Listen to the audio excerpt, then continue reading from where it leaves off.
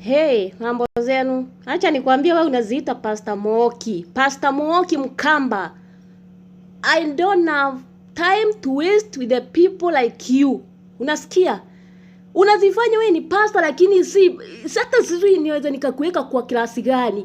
Ni yani posti zangu mimi nikiposti posti zangu inakuhusu nini wewe Pastor Mooki? Pastor Mooki inakuhusu nini? Posti yangu nikiweka posti yangu inakuhusu nini? Kwani unafikiria kwa hii Facebook yangu wewe peke yako ndiye pastor kwa hii Facebook yangu? Unajua ni wangapi? Mbona unaumwa na posti zangu wewe unaziita Pastor Mooki, Pastor Mooki? What is the problem with you? Nikiandika vile naandika unakuja kuniingilia hapo, kuniingilia vile unaniingilia. Nyinyi ni wale tu, narudi usome Biblia vizuri. Wewe hata Biblia yenyewe ujui hata sijui ni akina nani unakuanga unahubiria wewe. Acha nikwambie saa hii.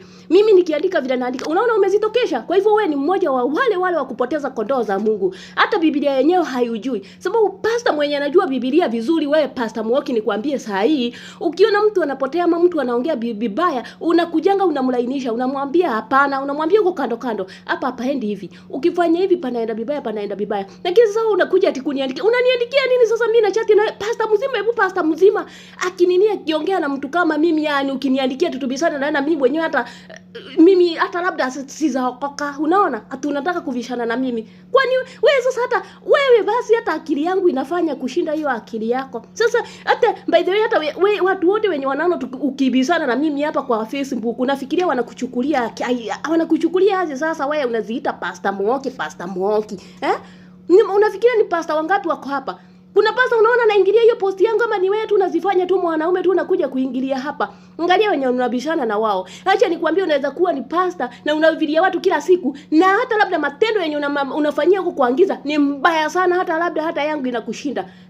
Wewe hata hauna akili walai. Hauna akili kabisa, hauna akili. Kama ungekuwa na akili ungekuja kunisomea kwa hizo posti zako hapo. Acha nikwambie, kama ungekuwa na akili au ungekuja kunisomea kwa hizo posti zako hapo, acha nikwambie, ungekuja uniambie tu kwa upole. Na nyinyi ni wale bandera mrudishe kondoo za Mungu kanisani, mnaziondoa. Na mimi wakati naongea kwa mambo ya pesa, kusema ukweli mmepukuza watu mpaka online sababu hizi pesa mnaitisha watu kila siku. Unafikiria wale watu unahubiria leo ndio uko na wao kesho? Unafikiria sasa umewaitisha pesa leo ndio uko na wao kesho uitishe pesa nyingine? Kila siku pesa mtakuwa mnatolewa pesa wapi? Mtu akiongea ukweli mnaona ni kama mtu tu anaongea ujinga tu. Nyinyi wenyewe ndio mmefukuza watu hapa. Mtu akiwa hana pesa siku hizi hata hawezi saidika. Kwani ni nini? Nini naongea